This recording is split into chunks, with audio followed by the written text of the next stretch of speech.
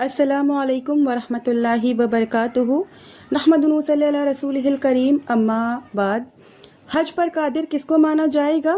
تو جی، حج پر قادر وہ شخص مانا جائے گا جو صحیح البدن ہو، سفر کر سکتا ہو، اسے زیادہ راہ اور سواری دستیاب ہو، جن کے ذریعے وہ حج ادا کر کے لوٹ سکتا ہو، اور جانے سے پہلے واجبات اگزامپل کے طور پہ قرض، اہل و عیال کا شرعی نفقہ ادا کر چکا ہو، اور اس کے پاس جو مال ہو وہ اس کی بنیادی ضرورت سے زائد ہو۔ جو شخص اپنے مال اور بدن سے حج کرنے پر قادر ہو، اس پر بذات خود حج کرنا واجب ہے، اور جس کے پاس مال ہو لیکن جسمانی قوت نہ ہو تو اس پر واجب یہ ہے کہ وہ اپنا نائب کسی کو بنا کر حج کے لیے بھیجے، اور جس کے پاس جسمانی قوت ہو لیکن مال نہ ہو، اس پر حج واجب نہیں ہے، اور جس کے پاس مال نہ ہو نہ جسمانی قوت ہو، اس کے لیے حج ساقط ہے۔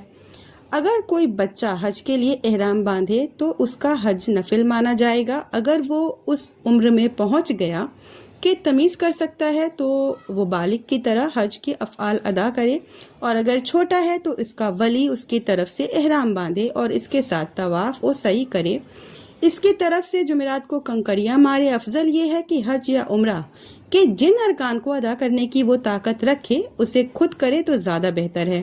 پھر اس کے بعد جب بچہ بالغ ہو جائے تو اس پر حج واجب ہوگا، اور جو اس نے بچپن میں حج کیا ہے وہ اس کے لیے کافی نہیں ہوگا اگر وہ حج کرنے کی استطاعت رکھتا ہے۔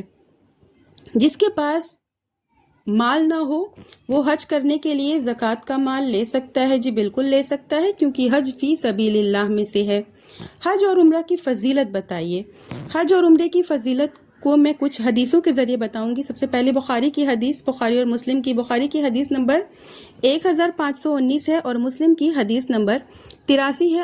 حضرت ابو ہریرہ رضی اللہ عنہ حدیث کے راوی ہیں۔ وہ کہتے ہیں کہ رسول اللہ صلی اللہ علیہ وسلم سے پوچھا گیا کہ کون سا عمل افضل ہے؟ آپ نے فرمایا اللہ اور اس کے رسول پر ایمان لانا۔ کہا گیا پھر کون سا عمل؟ آپ نے فرمایا اللہ کی راہ میں جہاد کرنا۔ کہا گیا پھر کون سا عمل؟ آپ نے فرمایا حج مقبول۔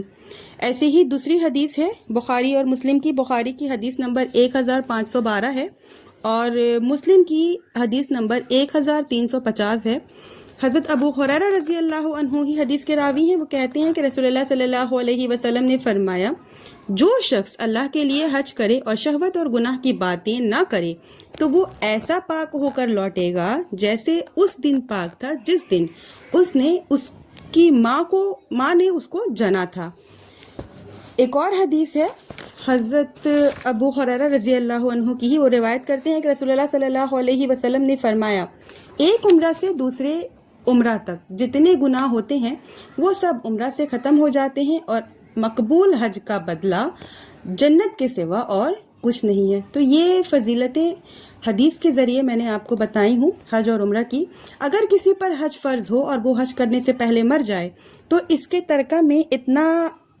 ترکہ میں سے اتنا مال نکالا جائے جس سے اس کی طرف سے حج کرنا ممکن ہو۔ عورت پر حج کے وجوب کے لیے یہ ہے کہ اسے محرم کے ساتھ جانا چاہیے، جیسے شوہر، باپ، بیٹا وغیرہ۔ اگر محرم اس کے ساتھ حج کرنے سے انکار کرے تو اس پر حج نہیں ہے، لیکن اگر اس نے بغیر محرم کے حج کر لیا تو وہ گناہ گار ہوگی، لیکن اس کا حج جو ہے وہ صحیح ہوگا۔ عورت کے لیے جائز نہیں ہے کہ وہ حج یا غیر حج کے لیے بغیر محرم کے سفر کرے، چاہے وہ جوان ہو یا بوڑھی، چاہے اس کے ساتھ عورتیں ہوں یا نہ ہوں، چاہے سفر طویل ہو یا مختصر۔ اس کے لیے رسول اللہ صلی اللہ علیہ وسلم نے فرمایا ہے عورت محرم کے ساتھ ہی سفر کرے۔ بخاری کی حدیث نمبر 1826 اور مسلم کی ایک حدیث نمبر 1331۔ اخیر میں اللہ سے دعا ہے کہ یا اللہ، ہم تڑپتے ہیں کعبے کو دیکھنے کے لیے، ہم تمام مومن مسلمانوں کا صبر ضائع نہ کر۔ ہم نے ہر آنسوؤں میں صرف لبیک کہا ہے، اس بار ہمیں لبیک سننے کا موقع ضرور دے۔ ہمیں حرم کی ایک جھلک یا ہمارے آنکھوں اور پریشانی کو سمجھتا ہے، ہمیں اپنی رحمتوں سے نوازتا ہے۔ یا اللہ، ہمیں ہمارے صبر اور ایمان کو آزما کر ہمیں بہترین انعام اور اپنے فضل سے نواز دے، آمین یا رب العالمین۔ آخر دعوانا ان الحمد للہ رب العالمین۔